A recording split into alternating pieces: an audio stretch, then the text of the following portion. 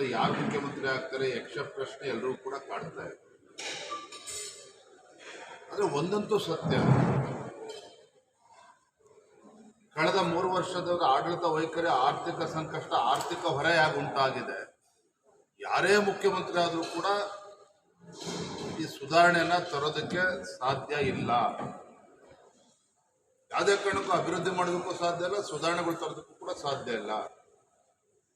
ಈಗ ಯಾರೇ ಮುಖ್ಯಮಂತ್ರಿ ಆದರೂ ಕೂಡ ರಾಜ್ಯದ ಅಥವಾ ರಾಜ್ಯದಲ್ಲಿರುವಂತಹ ರೈತರಾಗ್ಲಿ, ಬಡವರಾಗ್ಲಿ, ಇವರ ಪರಿಸ್ಥಿತಿಯನ್ನು ಸುಧಾರಣೆ ಮಾಡ್ತಕ್ಕಂಥ ಶಕ್ತಿ ಯಾವುದೇ ಮುಖ್ಯಮಂತ್ರಿ ಯಾರನ್ನೇ ಮಾಡಿದ್ರು ಇದೆ ಅಂತೇಳಿ ನನ್ನಂತೂ ಅನ್ಸೋದಿಲ್ಲ.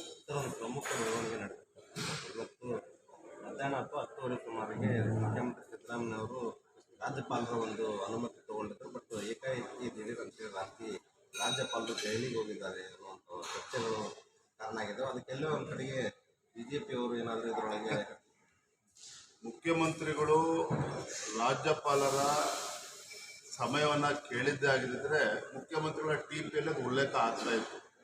ಬಹುಶಃ ನಿನ್ನೆ ಮುಖ್ಯಮಂತ್ರಿಗಳ ಟಿಪಿಯನ್ನು ನೋಡಿದ್ರೆ ರಾಜ್ಯಪಾಲರ ಭೇಟಿ ಬಗ್ಗೆ ಉಲ್ಲೇಖ ಆಗಿಲ್ಲ.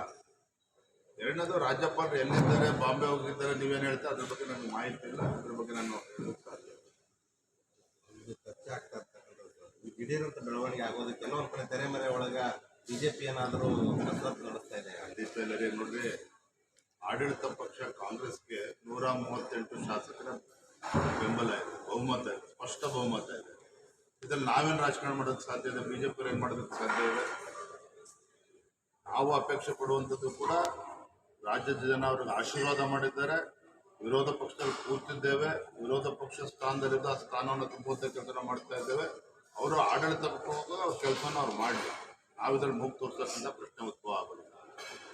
ಮುಂಗಡವಾಗಿ ಅವಧಿ ತಗೊಂಡು ಕೂಡ ರಾಜ್ಯಪಾಲರು ಈ ಬೆಳವಣಿಗೆ ಕಾರಣ ಏನಿತ್ತು? ರಾಜ್ಯಪಾಲರು ಎಲ್ಲೋಗಿದ್ದಾರೆ ನನಗಂತೂ ಅದ್ರ ಬಗ್ಗೆ ಮಾಹಿತಿ ಇಲ್ಲ. ಈಗ ನೀವು ಹೇಳ್ತಾ ಇದ್ರೆ ಅದ್ರ ಬಗ್ಗೆ ಮಾಹಿತಿ ಇಲ್ಲ.